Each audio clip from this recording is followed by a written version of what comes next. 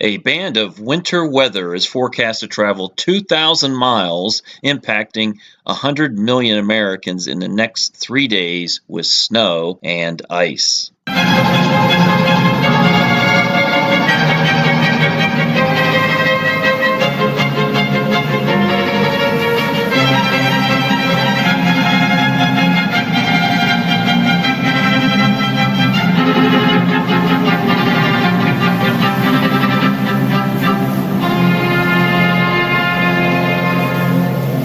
Welcome to the Weather Ready YouTube channel. If you like weather-related content, please subscribe to our channel and also like and share with your friends and family.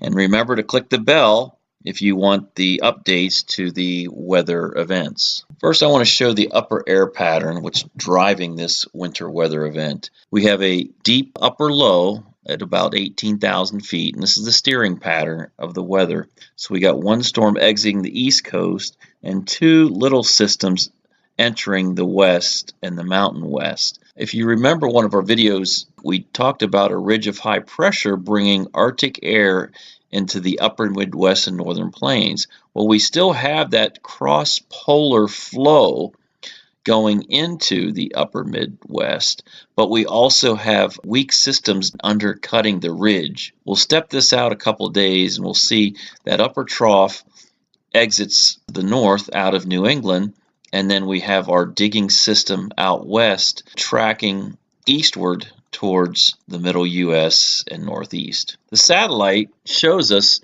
we have the big ridge where this storm's going north, and then cold air is diving south into the upper Midwest and northern plains. But we have one system and another system here undercutting that ridge.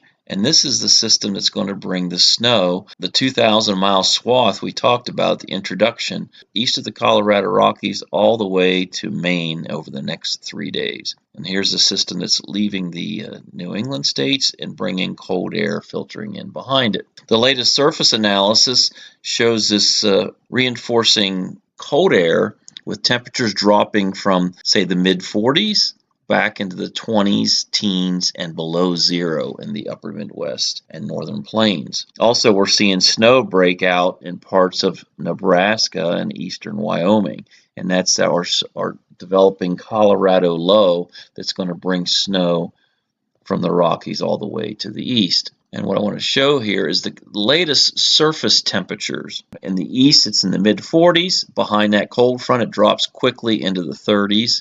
And then below zero. Here's the latest radar loop showing places in Nebraska, North Platte, and Grand Island where snow is breaking out. And we're starting to see some snow start to break out in northern Kansas as well. The latest North America model, or the NAM, shows our Colorado low with snow breaking out in the mountains and also in Nebraska.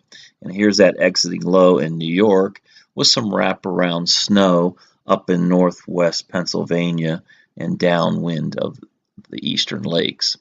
As I step this through time, I want to show you how the snow breaks out, and this is valid Sunday morning at 7 a.m. Eastern, 6 a.m. Central. So we get snow breaking out into Nebraska and Kansas and moving into Missouri. And the snow continues and moves east across Missouri and Illinois. And this is at noon Central. We have snow breaking out along the I-70 corridor, and then freezing rain and sleet in southeast Kansas and southwest Missouri. We step this through, the snow continues, and the snow band moves east towards Indiana and Ohio through the day on Sunday. And then late Sunday night into Monday morning, we get snow breaking out into southern Pennsylvania, Panhandle, West Virginia, and northern Maryland and northern Virginia. And that continues into Monday morning, where the Monday morning commute might be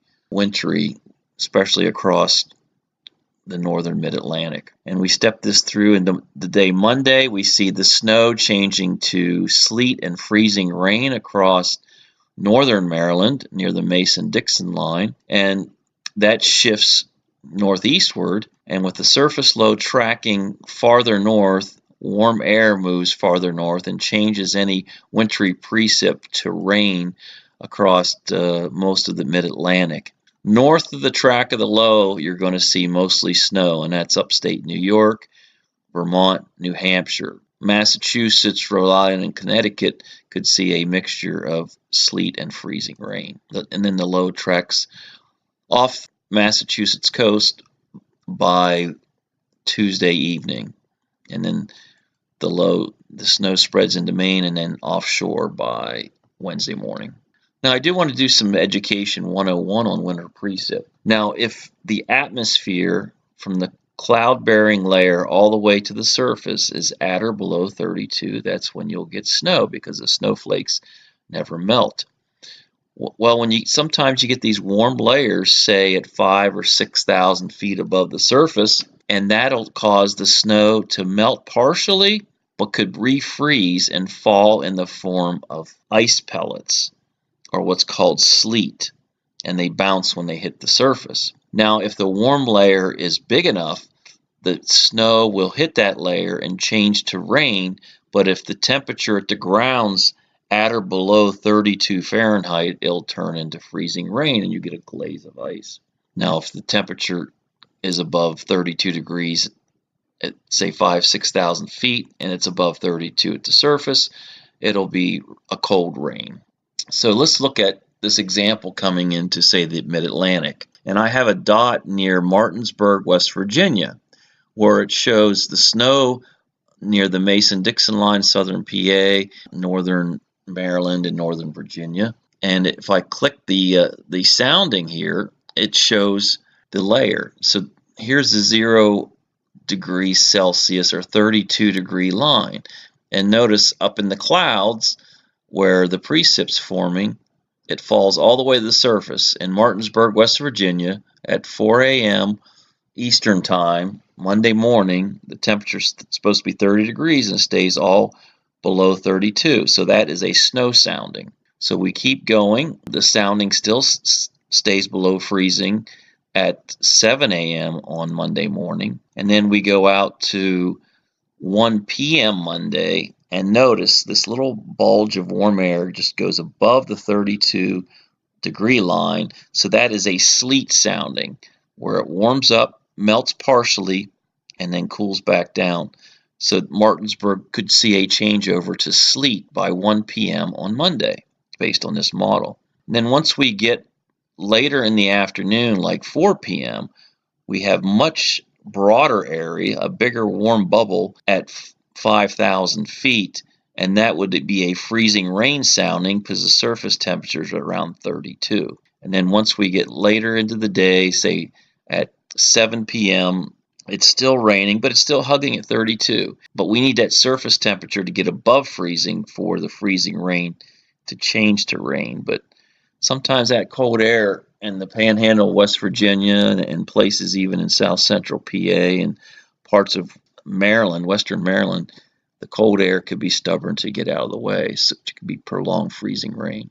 I want to show you some model guidance on snow. Here is the latest NAM model, where it has a ribbon of anywhere from 6 to as much as 10 inches of snow across east central Kansas, central Missouri, central Illinois, central Indiana, and even over 6 inches in parts of Ohio, and then up into northern Pennsylvania, upstate New York. The NAM's ice accumulation is along and just south of that line, where some pockets of, in say southeast Kansas, could see almost a half inch of ice. And then also we have some pockets of ice over a tenth of an inch, parts of West Virginia, northern Virginia, and northern Maryland. This is the GFS model showing that ribbon of heavier snow near the I-70 corridor and more heavier snow upstate New York. And the European, the same theme. So the models are fairly consistent on the track. Official National Weather Service forecast shows along the heaviest band you could see, say, 4 to 7 inches in Kansas City and parts in north of St. Louis, around 6 inches in Indianapolis. And then once you get, say, Pittsburgh, 1 inch, 2 inches north of D.C., like Frederick, Martinsburg, South Central PA, New York 1 to 2, Boston 2 to 3, but the heavier amounts will be up in south of Buffalo and near Rochester and Syracuse, New York. And the forecast ice accretion is similar to the model, where we have a band of ice forecasting snow changing over to ice in some of these areas. Ice accumulation, where I showed you in Northern Virginia, Panhandle, West Virginia, and also Northeast Pennsylvania and parts of New England. So that concludes our video on the winter weather. It's going to travel nearly 2,000 miles over the next 3 days. I hope you enjoyed this video, and we will continue to update for high impact weather events in the coming weeks. Thanks for listening.